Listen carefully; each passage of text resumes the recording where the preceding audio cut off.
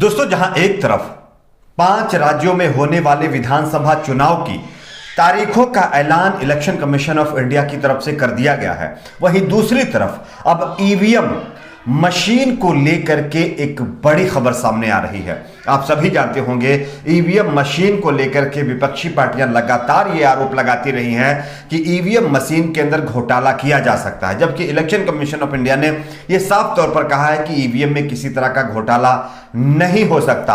और विपक्षी पार्टियों के साथ साथ इस बार पंजाब के अंदर तो खुद बीजेपी के नेताओं ने भी ईवीएम के ऊपर सवाल खड़े किए। लेकिन अब आने वाले राज्यों में जो चुनाव हैं, उससे पहले ईवीएम मशीन की गड़बड़ी के मामले पर एक बड़ा अपडेट सामने आ रहा है, जिसके बारे में हम आपको विस्तार से जानकारी देने जा रहे हैं। वहीं दूसरी एक और बड़ी खबर, केरल के अंदर 2 जजों के बीजेपी के अंदर शामिल होने के बाद राजनीतिक गलियारों में इसकी चर्चा तो हो ही रही है, साथ ही साथ इसको लेकर के नया घमासान शुरू हो गया है। तीसरी बड़ी खबर बिहार से है। बिहार में बीजेपी एनडीए की पोल खुल गई है, वहां के सुशासन की पोल खुल गई है। एक बड़ा मामला सामने आया है। एक एक करके 3 बड़ी खबरें आपके सामने रखेंगे। उससे पहले एक छोटी सी रिक्वेस्ट करेंगे, दोस्तों आप इस वीडियो को लाइक करके चैनल को सब्सक्राइब जरूर कर लीजिए। सबसे पहले बात कर लेते हैं ईवीएम मशीन की। आप सभी जानते होंगे, ईवीएम गड़बड़ी का मामला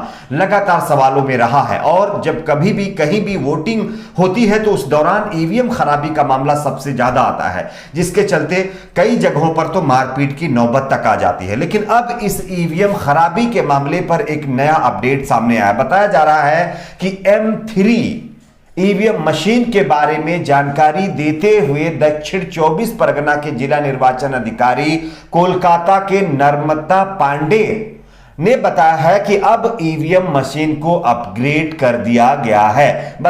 उन्होंने कहा है कि मतदान के बीच अगर इलेक्ट्रॉनिक वोटिंग मशीन ईवीएम का पावर डाउन हो जाए तो अब उसे बदलने की जरूरत नहीं होगी, सिर्फ पावर पैक को रिप्लेस कर दिया जाएगा। और M3 मशीन की वजह से यह संभव हो पाया है। तो ईवीएम को लेकर के यह बड़ी अपडेट है। बताया जा रहा है कि इस मशीन का पहली बार पश्चिम बंगाल के विधानसभा चुनाव में इस्तेमाल होने जा रहा है। वैसे पश्चिम बंगाल के विधानसभा चुनाव की तारीखों से पहले ममता बनर्जी ने चुनाव आयोग पर यह आरोप लगाया है कि उन्होंने जिस तारीख का ऐलान इलेक्शन के लिए किया है वो बीजेपी और गृह मंत्री अमित शाह के इशारों पर किया गया है, और चुनाव आयोग जैसा बीजेपी कहती है वैसा कर रहा है। और इसके बाद अब इस तरह की मशीन सबसे पहले पश्चिम बंगाल के अंदर इस्तेमाल करना फिर एक कहीं ना कहीं नया ड्रामा शुरू हो सकता है। खैर, ये अच्छी बात है कि पोलिंग बूथ पर अगर वोटिंग चल रही है उस दौरान बहुत सारी ईवीएम मशीन खराब हो जाती थी, जिसके चलते बहुत सारे नए मामले देखने को मिले थे। और अब M3 एक ऐसा अपडेट वर्जन आया जिसके चलते अगर ईवीएम मशीन में गड़बड़ी हो भी जाती है तो उसको जो है बताया जा रहा है कि M3 जो पावर पैक है उसको लगा करके रिप्लेस करके कंटिन्यू ईवीएम को चालू किया जा सकता है। देखना यह है आगे ये किस तरह से काम करेगा। क्या इसको लगाने के बाद ईवीएम मशीन की प्रॉब्लम सॉल्व हो जाएगी? आप इस पर क्या कहते हैं? आपकी अपनी क्या राय है? नीचे कमेंट बॉक्स में अपनी राय को जरूर शेयर करिए। बात करते हैं दूसरी एक और बड़ी खबर की। आप इस खबर को देखिए। जजेस, ये कोई और नहीं है, केरल हाईकोर्ट के पूर्व जज PN रविंद्रन के साथ साथ 2 जो पूर्व जज हैं उन्होंने बीजेपी का दामन थाम लिया है। और बीजेपी के अंदर यानी कि बीजेपी पार्टी ज्वाइन करने के बाद अब न्यायपालिका के ऊपर भी सवाल खड़े होने लगे हैं। आप सभी जानते होंगे, इससे पहले भी कई मामलों पर न्यायपालिका के ऊपर सवाल खड़े हुए हैं। खैर, हम उसका समर्थन तो नहीं करते, लेकिन अब ये जो नया मामला आया है ये मामला बहुत गंभीर है। दरअसल केरल के अंदर होने वाले विधानसभा चुनाव से पहले बीजेपी के अंदर यानी बीजेपी पार्टी को 2 पूर्व जजेस ने ज्वाइन कर लिया है, और इनके बीजेपी में शामिल होने के बाद लोगों के मन में सवाल खड़ा होने लगा है, क्या न्यायपालिका भी अब राजनीति का अड्डा बन गया है? इससे पहले इसकी शुरुआत हमारे देश के पूर्व chief justice of India Ranjan Gogoi से शुरू हुआ था। वहीं से न्यायपालिका की जो एक गरिमा होती है, जो एक परंपरा होती है, वो टूटी थी, और उन्होंने राजनीति में अपना कदम बढ़ाया। जो नए मामले आए हैं उसकी बात कर रहा हूं मैं। और उसके बाद अब कोच्चि यानी कि केरल से यह जानकारी है, 2 और जजेस ने बीजेपी ज्वाइन कर ली है। केरल हाईकोर्ट के पूर्व जज जिनका नाम पीएन रविंद्रन है, रविवार को कोच्चि में केंद्रीय वित्त मंत्री निर्मला सीतारमण की उपस्थिति में भारतीय जनता पार्टी में शामिल हो गए हैं। और इतना ही नहीं, उन्होंने इसके साथ साथ अपने मुंह से कुछ और बड़े खुलासे किए हैं। उनका कहना है कि केरल हाईकोर्ट के जज जस्टिस वी चिदंबरेश समारोह में शामिल नहीं हो सके क्योंकि वो दिल्ली में थे, यानी कि ये दूसरे जज हैं जो बीजेपी में शामिल हुए थे।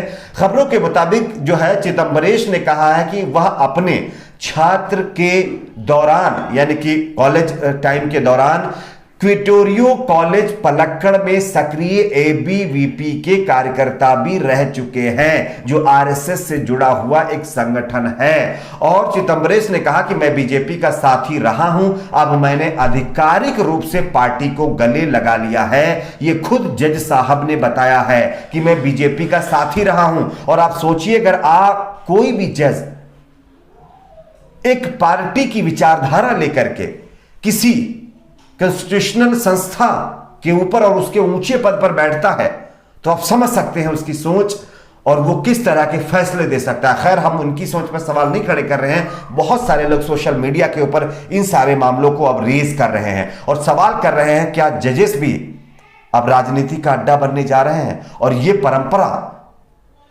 एक तरह से न्यायपालिका के ऊपर भी सवाल खड़े करने जैसी है, जो कि सोशल मीडिया पे लोग अभी भी खड़े कर रहे हैं।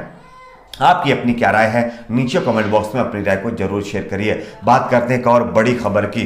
बिहार सुशासन का राज बताया जाता है। बीजेपी एनडीए की सरकार है, जेडीयू बीजेपी सत्ता में है। लेकिन आप इस तस्वीर को देखिए और इस खबर को पढ़िए। बिहार में जो स्वास्थ्य व्यवस्था है वो पूरी तरह से बद से बदतर है, जिसकी एक तस्वीर मैं आपके सामने रख रहा हूं। ऑपरेशन के बाद मरीज को चारपाई पर लाद कर लेकर गए परिजन।